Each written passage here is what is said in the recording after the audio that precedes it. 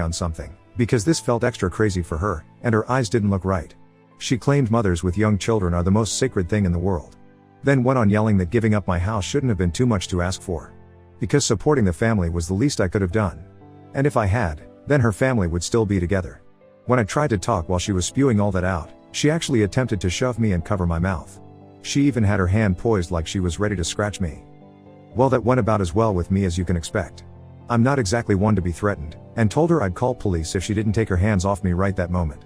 I also told her I'd got all it on my doorbell camera. She started panicking the moment she heard camera. Then I ended up verbally savaging her to the point she was backing off my porch. I told her she had some gall to call me entitled when she's exactly that. She didn't work for anything she had anymore, cheated on her husband and got pregnant from her affair partner, made my mother do most of the parenting for her children, spent Dan's money till they were in a financial hole, and acted entitled to my home to the point of trying to steal it. I called her entitled X1000, and that she's a greedy bitch who is blinded by narcissism. Then I told her to stop blaming me for her own actions and to never show up at my house again. Being told all that was pretty much all Sil needed to hear before jumping back into her car, then peeled out and sped off. This was finally the straw that broke the camel's back for me. Now that she was separated from Dan, I ended up finally going to the police and filing a report on her for harassment and the assault she'd done on me last year, and her putting her hands on me at my front porch only added to it. The police have it all on record now. And I gave copies of the video to Dan for his divorce lawyer. And yes, I did file for a restraining order against Sil. It was easily granted because it was obvious the woman is unhinged.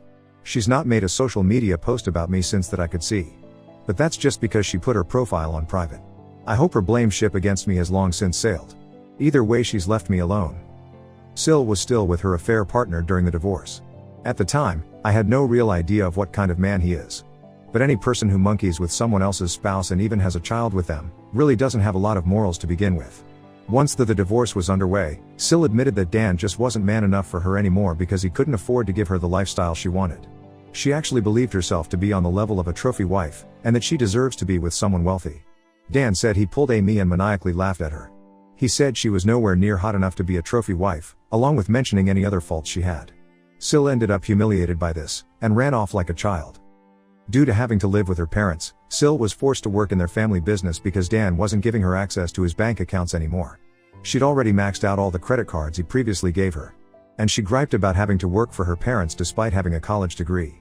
But I think they were the only ones who'd employ her anyway since she's got a criminal record and a decade-long gap in her resume. I've heard from Dan that her parents were severely disappointed in her as well. But that was just a rumor. They could be just as bad as her for all I know. Either way, the shit show of a divorce really took off once it got going. Sil didn't walk away with much from it. Especially because she had an affair, physically hurt her